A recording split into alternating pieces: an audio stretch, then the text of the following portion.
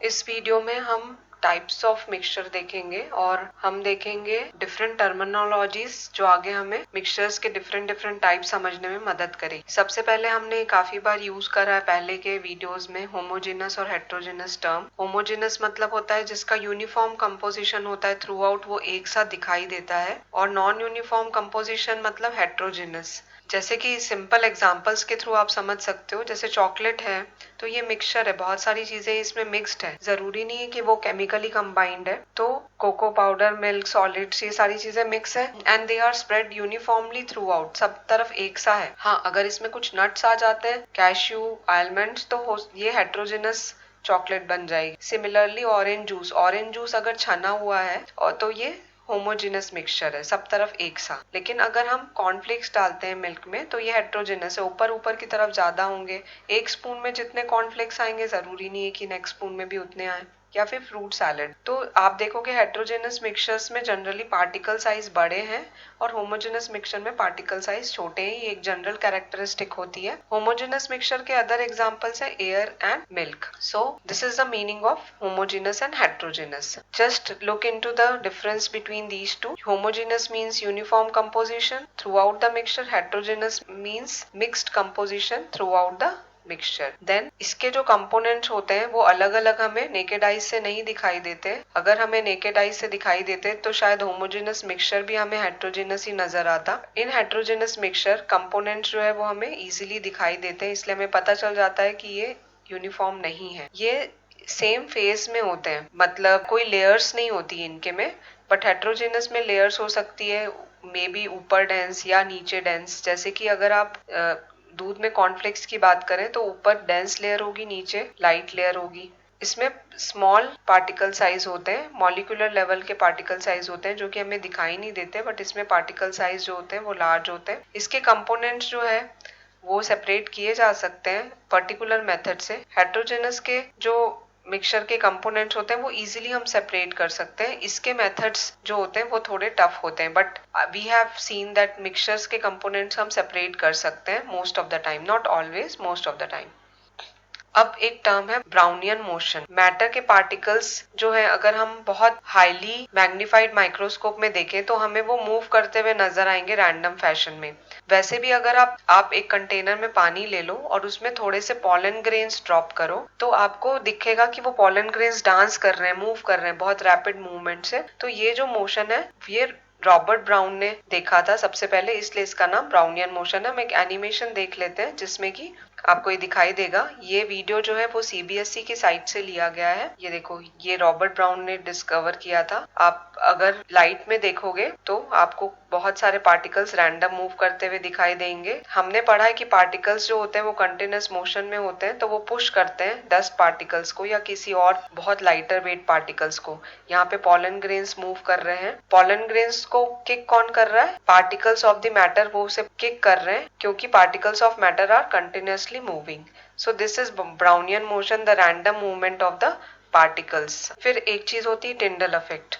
अगर आप टॉर्च चलाओगे तो आपको टॉर्च में बल्ब जलता हुआ दिखाई देगा और सामने अगर आप किसी सरफेस पे उसे पॉइंट आउट करोगे तो आपको वो सर्कल दिखाई देगा, लेकिन आपको लाइट का रास्ता नहीं दिखाई देता है, पाथ ऑफ लाइट विजिबल नहीं होता जनरल कंडीशन पे। लेकिन अगर एटमॉस्फेयर के पार्टिकल्स थोड़े बड़े होते हैं या कोई से भी मिक्सचर के पार्टिकल्स अगर बड़े होते हैं तो हमें ये रास्ता जो नजर आ रहा है लाइट का, तो हमें ये लाइट का रास्ता नजर आने लग जाता है। और जब path of light is visible it is known as Tyndall effect. Otherwise अगर आप देखो आपने ट्यूबलाइट चालू की है, आपको ट्यूबलाइट दिख रही है बट आपको लाइट नहीं दिख रही है, लाइट का रास्ता नहीं दिख रहा है कि वो कहाँ कहाँ स्कैटर हो रहा है। सो ये फॉरेस्ट है, यहाँ पे पार्टिकल साइज एटमॉस्फेयर में थोड़े बड़े हो गए हैं तो हमको ये लाइट का रास्ता नजर आ रहा है। तो जब भी लाइट का रास्ता नजर आता है this is known as Tyndall effect. इसमें जो एटमॉस्फेयर के पार्टिकल्स रहते हैं या किसी भी मिक्सचर के पार्टिकल्स रहते हैं वो स्कैटर कर देते हैं लाइट रे को। हम 10th क्लास में स्कैटरिंग फिनोमेना पढ़ेंगे। अभी आप सिर्फ ये ध्यान रखो कि जब मिक्सचर के पार्टिकल्स बड़े होते हैं तभी वो रास्ता दिखाई देता है हमें लाइट का, और this is known as Tyndall effect. इसके अलावा और भी कुछ टर्म्स हैं जैसे कि सॉल्यूशन। देखो, जब भी दो या दो से ज्यादा चीजें हम मिक्स करते हैं तो हमें एक सॉल्यूशन मिलता है। आप सबसे सिंपल एग्जांपल याद कर सकते हो शुगर एंड वाटर का। सॉल्यूशन में हम जनरली शुगर वाटर या सॉल्ट वाटर ही कंसिडर करते हैं, बट सॉल्यूशन दो सॉलिड के मिक्स होने पे भी फॉर्म होता है, दो लिक्विड के मिक्स होने पे भी फॉर्म होगा, एंड सॉलिड लिक्विड मिक्स होने पे भी फॉर्म होगा, gas liquid and so on. Solid liquid या गैस किसी भी तरीके की चीजें मिक्स होने से सॉल्यूशन फॉर्म होगा। सॉल्यूट वो सब्सटेंस को बोलते हैं जो कम मात्रा में डिसॉल्व हुआ है। जैसे शुगर जो है वो पानी में कम मात्रा में डिसॉल्व होती है, तो शुगर यहाँ पे सॉल्यूट है। वाटर जो कि ज्यादा मात्रा में है वो सॉल्वेंट है, और इन दोनों के मिक्सचर को हम सॉल्यूशन कहते हैं। Solute plus solvent gives you solution. अगर हम दूध और पानी मिक्स कर रहे हैं, अगर मिल्क जो है वो कम मात्रा में है और पानी जो है वो ज्यादा मात्रा में है, तो फिर मिल्क उस केस में सॉल्यूट होगा। अगर वाटर जो है वो कम मात्रा में है और मिल्क जो है वो ज्यादा मात्रा में है, तो उस केस में वाटर सॉल्यूट होगा। सॉल्यूट और सॉल्वेंट का यही डेफिनेशन है कि जो लेसर क्वांटिटी में होता है वो सॉल्यूट होता है, जो ज्यादा क्वांटिटी में होता है वो सॉल्वेंट होता है। अब हम देखते हैं सॉल्युबिलिटी। सॉल्युबिलिटी मतलब होता है कि एक पर्टिकुलर अमाउंट ऑफ सॉल्वेंट में कितना सॉल्यूट डिसॉल्व हो रहा है। जैसे अगर मान लो हमने वाटर लिया है, तो एक पर्टिकुलर सपोज एक ग्लास, अगर हम एक ग्लास की बात कर रहे हैं, तो एक ग्लास पानी में अगर 4 चम्मच शक्कर डिसॉल्व हो पा रही है मैक्सिमम, और 1 चम्मच सॉल्ट अलग दूसरे कंटेनर में अगर हम देखेंगे तो 1 चम्मच ही सॉल्ट मैक्सिमम डिसॉल्व हो पा रही है, तो हम बोलेंगे कि शुगर की सॉल्युबिलिटी ज्यादा है। पानी की क्वांटिटी सेम होनी चाहिए। तो इसलिए न्यूमेरिकली अगर हम देखें तो solubility is the number of grams of solute that can dissolve in 100 grams of solvent. अगर हम 100 ग्राम पानी लेते हैं दो कंटेनर में, दोनों कंटेनर में 100 ग्राम वाटर है, तो हम देखेंगे कि कितने ग्राम्स सॉल्यूट जो है वो डिसॉल्व हो रहा है, तो वो उसकी सॉल्युबिलिटी होगी। सपोज इस 100 ग्राम में ए जो सॉल्यूट है वो 40 ग्राम्स डिसॉल्व हो पा रहा है मैक्सिमम। उसके बाद अगर और हम डिसॉल्व करने जा रहे हैं तो वो उसमें घुल नहीं रहा है। बी जो है सॉल्यूट वो सिर्फ 20 ग्राम से डिसॉल्व हो पा रहा है मैक्सिमम। 20 ग्राम से ऊपर अगर हम डाल रहे हैं तो वो उसमें घुल नहीं रहा है, तो हम बोलेंगे कि ए की सॉल्युबिलिटी ज्यादा है, it is 40 grams, and B की सॉल्युबिलिटी इज 20 ग्राम्स। ठीक है, ये उस केस में टेम्परेचर और प्रेशर को कांस्टेंट रखते हैं, क्योंकि टेम्परेचर और प्रेशर वैरी करने से सॉल्युबिलिटी भी वैरी हो जाती है। तो एक पर्टिकुलर टेम्परेचर प्रेशर में और 100 ग्राम सॉल्वेंट में जितना ग्राम सॉल्यूट डिसॉल्व होगा दैट इज द सॉल्युबिलिटी। जैसे कि यहाँ पे कुछ सॉल्युबिलिटी दी हुई है। टेबल सॉल्ट जो दिया हुआ है 36 ग्राम, मतलब 100 ग्राम पानी में 36 ग्राम सॉल्ट ही डिसॉल्व हो पाएगी। बेकिंग सोडा की सॉल्युबिलिटी कम है, 9.6 ग्राम बेकिंग सोडा ही डिसॉल्व हो पाता है 100 ग्राम वाटर में इन 20 डिग्री सी। और शुगर जो है उसकी सॉल्युबिलिटी काफी ज्यादा है। हमें लगता है सॉल्ट की सॉल्युबिलिटी ज्यादा होगी, बट नहीं, शुगर जो है उसकी सॉल्युबिलिटी ज्यादा है। बहुत सारी शुगर हम घोल सकते हैं पानी में, लेकिन बहुत सारा सॉल्ट नहीं घोल सकते हैं पानी में। ठीक है, अगर हम घोलेंगे तो वो उसमें घुलेगा नहीं और वो क्रिस्टल बन के बाहर आ जाएगा। इसी के बेसिस पे मिक्सचर जो है वो 3 टाइप में क्लासिफाइड है: unsaturated, saturated and super saturated solution, super saturated mixtures. देखो ये बहुत सिंपल है। अनसैचुरेटेड मतलब अनसेटिस्फाइड। इसका मतलब ये है कि अगर किसी एक पर्टिकुलर अमाउंट ऑफ सॉल्वेंट में हम सॉल्यूट हमने डिसॉल्व किया, लेकिन अभी उसमें और सॉल्यूट जा सकता है, तो वो अनसैचुरेटेड सॉल्यूशन होगा। अब अगर हमने उसमें सॉल्यूट डालते गए, फिर वो एक ऐसी स्टेज में रीच करता है जब और ज्यादा सॉल्यूट हम डिसॉल्व करेंगे तो वो नहीं एक्सेप्ट करेगा और वो उसमें नहीं घुलेगा। ऐसे सॉल्यूशन को हम सैचुरेटेड सॉल्यूशन कहते हैं, कि जहाँ पे और ज्यादा सॉल्यूट डिसॉल्व नहीं हो सकते। अब अगर हम टेम्परेचर बढ़ाते हैं और किसी तरीके से और ज्यादा गर्म करेंगे, पानी को गर्म करते जाएंगे, और फिर उसमें जबरदस्ती सॉल्यूट डिसॉल्व होगा, क्योंकि टेम्परेचर बढ़ाने से सॉल्युबिलिटी थोड़ी सी इंक्रीज हो जाती है। फिर अगर हम उसकी कैपेसिटी से ज्यादा उसमें डाल देंगे सॉल्यूट, तो वो कहलाता है सुपर सैचुरेटेड solution. ठीक है, so unsaturated solution is a solution in which some more solute can be dissolved at a particular temperature. Whereas saturated solution वो है जब आपकी भूख जो है वो खत्म हो चुकी है, जब सॉल्वेंट में और ज्यादा सॉल्यूट डिसॉल्व नहीं हो सकता उस पर्टिकुलर टेम्परेचर में।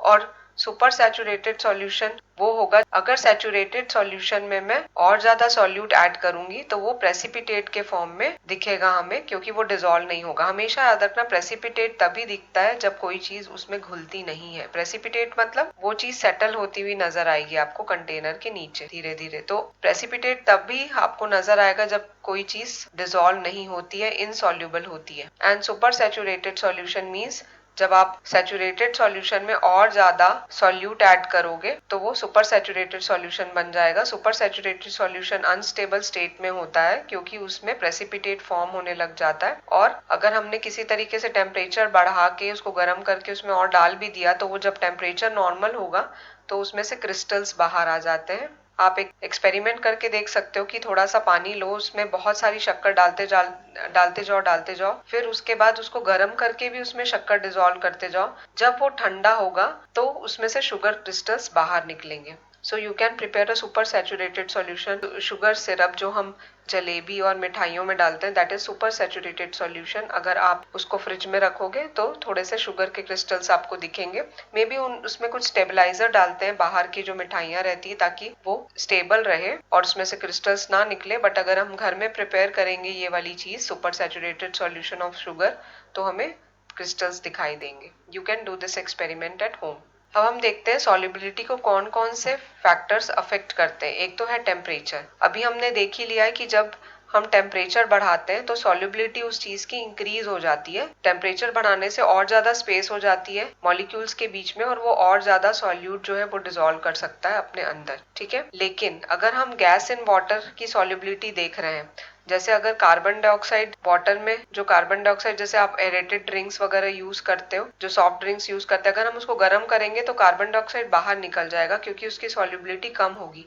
तो अगर गैस डिसॉल्व है लिक्विड में, गैस इन लिक्विड अगर हम सॉल्यूशन की बात कर रहे हैं तो उसमें टेम्परेचर बढ़ाने से सॉल्युबिलिटी कम होती है, ठीक है। ये देखो इसमें से कार्बन डाइऑक्साइड के बबल्स बाहर निकलते हैं अगर हम इसको गर्म कर देंगे तो, और फिर धीरे धीरे पूरा कार्बन डाइऑक्साइड बाहर निकल जाएगा। सिमिलरली सेकेंड फैक्टर जो अफेक्ट करता है सॉल्युबिलिटी को वो है प्रेशर। आप जब ढक्कन खोलते हो तो ये गैस में से निकल आता है, मतलब प्रेशर अगर कम हो रहा है तो सॉल्युबिलिटी भी कम हो रही है इन gas in liquid solution. Pressure का अफेक्ट नहीं होता है दूसरे टाइप के सॉल्यूशन में, सिर्फ गैस और लिक्विड टाइप के सॉल्यूशन में ही प्रेशर का अफेक्ट होता है। सो प्रेशर कम करने से सॉल्युबिलिटी भी कम हो जाती है, प्रेशर इंक्रीज करने से सॉल्युबिलिटी भी इंक्रीज हो जाती है, क्योंकि गैस जो है वो हम जबरदस्ती उसके अंदर पंप्ड इन कर सकते हैं प्रेशर बढ़ाकर, ठीक है। So this you have to remember that pressure has no affect on other kind of mixtures but it has affect on gas and liquid type of solution. इसमें प्रेशर के साथ डायरेक्टली वैरी करती है solubility. Pressure increase करोगे तो solubility भी increase होगी।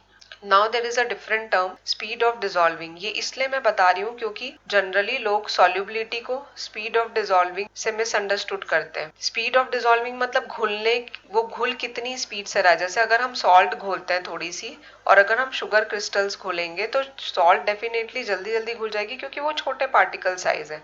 इसका ये मतलब नहीं है कि इसकी सॉल्युबिलिटी ज्यादा है। सॉल्युबिलिटी एक डिफरेंट टर्म है और स्पीड ऑफ डिसॉल्विंग एक डिफरेंट टर्म है। स्पीड ऑफ डिसॉल्विंग मतलब कितनी जल्दी जल्दी वो घुल रहा है। ऑब्वियसली वो पार्टिकल साइज के ऊपर डिपेंड करेगा और स्टरिंग के ऊपर डिपेंड करेगा। अगर हम पार्टिकल साइज बहुत बारीक होंगे, अगर इस शक्कर को आप पीस लोगे तो वो भी फटाफट से घुल जाएगी, और अगर आप हिलाओगे तो भी वो जल्दी जल्दी घुल जाएगी। तो स्टरिंग और साइज ऑफ पार्टिकल्स के ऊपर स्पीड ऑफ डिसॉल्विंग जो है वो डिपेंड करती है and not the solubility. These two are different terms. So I hope you understand all the terms which have been explained in this video.